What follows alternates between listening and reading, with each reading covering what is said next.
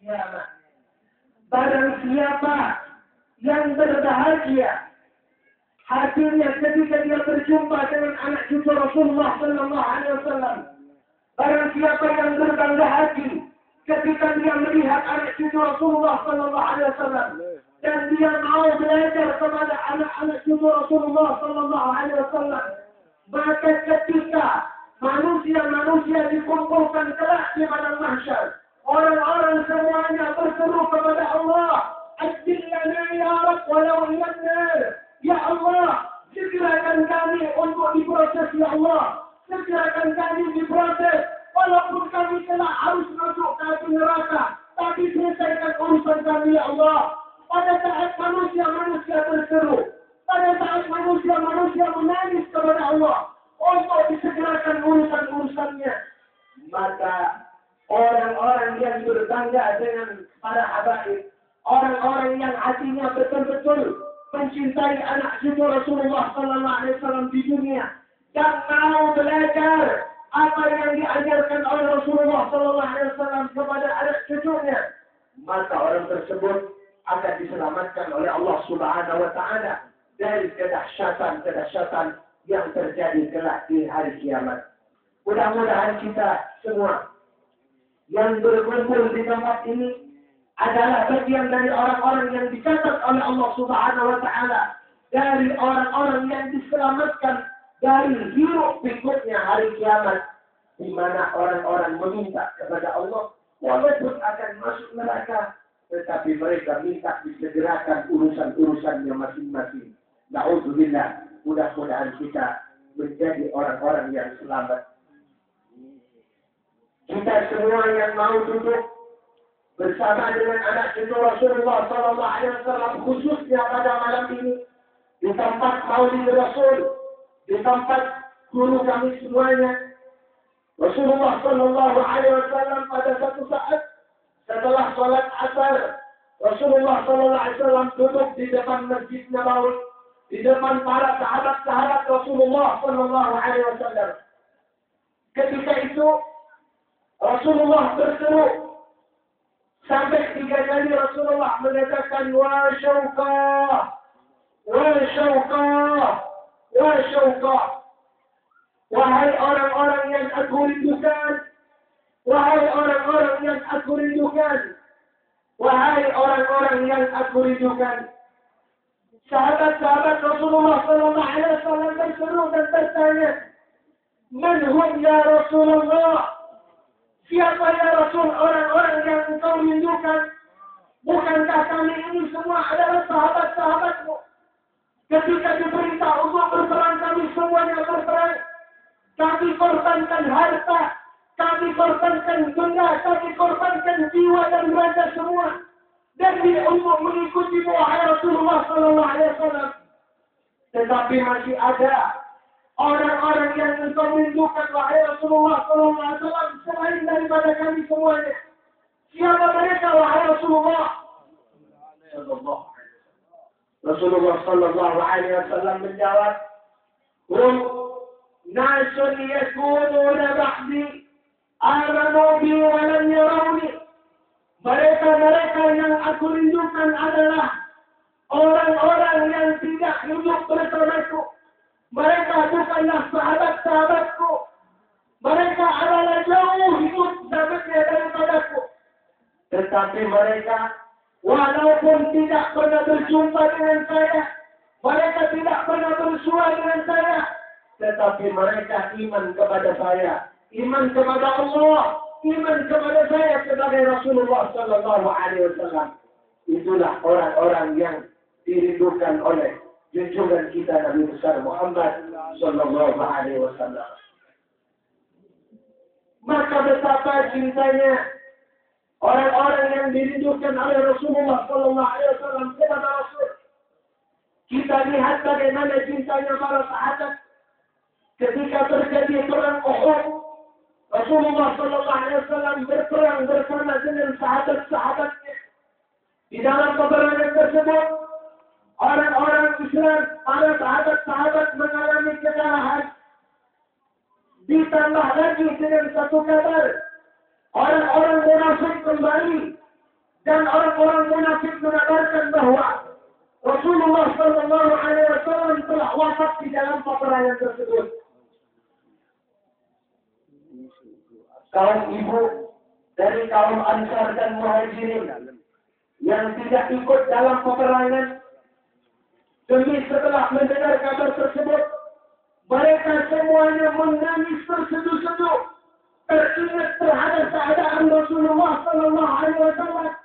Mereka tidak bisa membayangkan kalau sampai kabar tersebut benar dan Rasulullah betul-betul wafat di dalam peperangan tersebut. Mereka tidak bisa membayangkan bagaimana kalau mereka ditinggalkan oleh Rasulullah Sallallahu Alaihi Wasallam.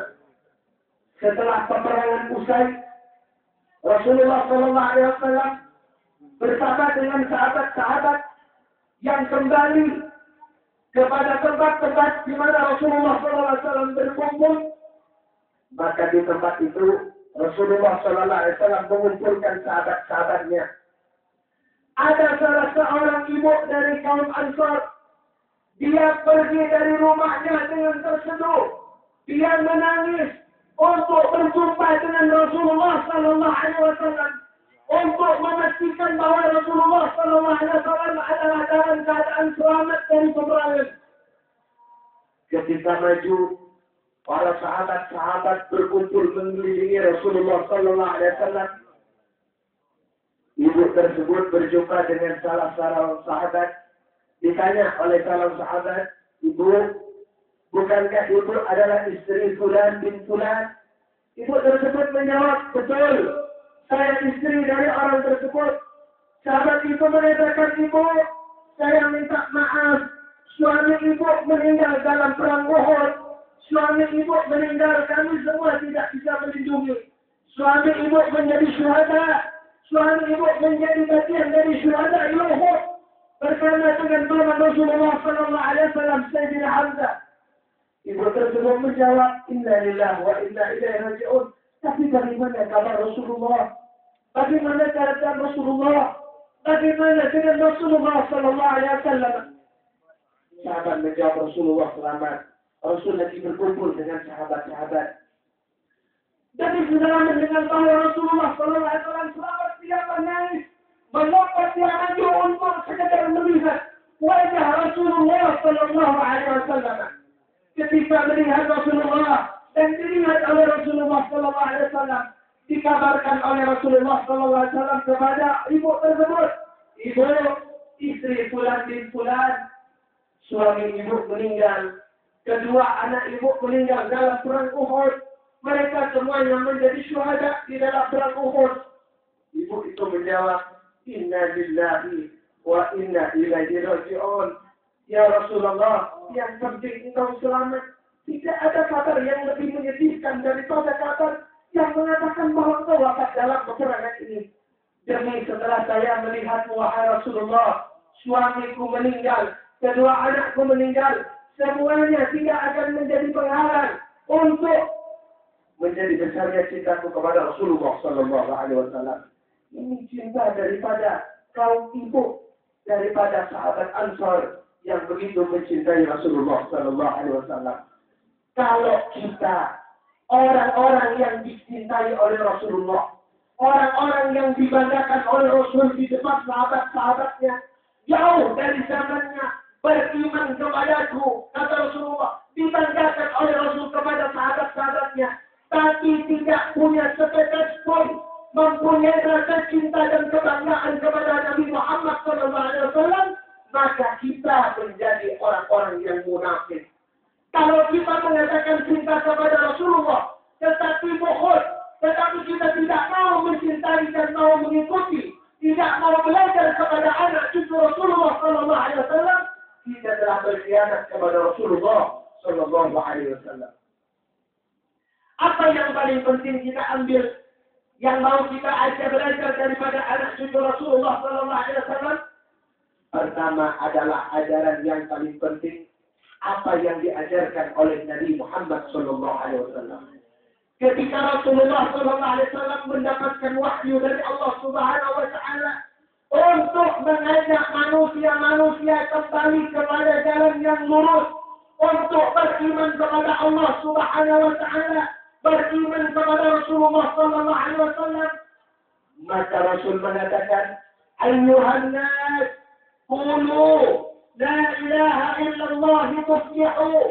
Wahai manusia, ucapkan dari hati yang paling dalam dengan penuh pengetahuan kepada Allah Subhanahu wa taala, dengan penuh makrifat kepada Allah Subhanahu wa taala. Katakan, asyhadu an la ilaha illallah wa asyhadu anna Muhammadar Rasulullah sallallahu alaihi wasallam. Ini yang pertama diajarkan oleh Nabi Muhammad sallallahu alaihi wasallam, disampaikan kepada sahabat, sahabat mengajarkan kepada tabi'in, tabi'in mengajarkan kepada tabi'in, mengajarkan kepada para ulama, dibawa oleh anak cucu Rasulullah sallallahu alaihi wasallam, bukan untuk menyelamatkan keluarganya, bukan untuk menyelamatkan kandaikan taulat, bukan untuk menyelamatkan orang-orang yang sedikit di dalam keluarga yang kecil, tapi untuk menyelamatkan orang-orang dunia demi untuk beriman kepada Allah, beriman kepada Rasulullah sallallahu alaihi wasallam. Ini yang diajarkan oleh anak cucu Rasulullah sallallahu alaihi wasallam dan diajarkan oleh para ulama-ulama. Apa? Bersyahadat, beriman kepada Allah, kepada Rasulullah sallallahu alaihi wasallam. Akan tetapi, kalau orang bersyahadat, ada syahadat yang benar, ada syahadat yang diakui, tetapi ada orang-orang bersyahadat yang syahadatnya tidak akan pernah diakui, yang syahadatnya tidak akan pernah menjadi saksi akan keselamatan dirinya kelak di akhirat. Ada syahadat yang menjadi pembenaran atas keesaan Allah, atas kerasulan Nabi Muhammad SAW. Ada syahadat yang menjadi saksi akan kebohongan dirinya, bahwa dirinya menuhankan Allah, bahwa dirinya mengakui atas kerasulan Nabi Muhammad SAW. Kita lihat kenapa Rasulullah ketika orang mau masuk Islam, maka pintu pertama kalinya adalah syahadat, bukan kalimat-kalimat yang lain, bukan mengatakan dengan akhlakku, bukan mengatakan dengan aikanku dan lain sebagainya, tetapi justru dituntut untuk menjadi saksi, untuk bersaksi bahwa tiada Tuhan selain Allah Subhanahu wa taala, bahwa Nabi Muhammad adalah Rasulullah sallallahu alaihi wasallam. Ternyata setelah ulama-ulama ahli bahasa berkumpul dan berbahasa, mereka temukan bahwa ternyata di dalam kalimat asyhadu ada 3 pokok yang harus diketahui oleh setiap manusia yang mengungkapkan kalimat tersebut sebagai ikrar dirinya untuk menyatakan sebagai seorang muslim. Maka Imam Al-Razi mengatakan cukup orang mengucapkan syahadat di dalam sholatnya kalau itu dilahirkan dari keluarga Islam. Tapi kalau orang masuk Islam, wajib mengucapkan dengan 2 kalimat tersebut.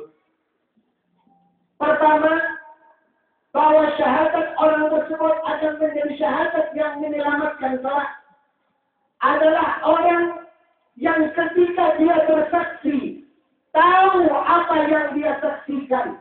Ketika dia bersaksi akan keesaan Allah, dia tahu apa yang mesti bagi Allah Ta'ala, apa yang tidak boleh disandarkan bagi Allah Ta'ala, apa yang boleh disandarkan bagi Allah Subhanahu wa Ta'ala, yang kalau di dalam kaidah ilmu tauhid disebut dengan wajib akli, disebut dengan wajib akli, mustahil akli, dan jaiz akli. Inilah rupanya yang menyelamatkan orang-orang, khususnya di Indonesia, yang dibawa oleh Sayyidina Habib Utsman bin Yahya radhiyallahu anhu.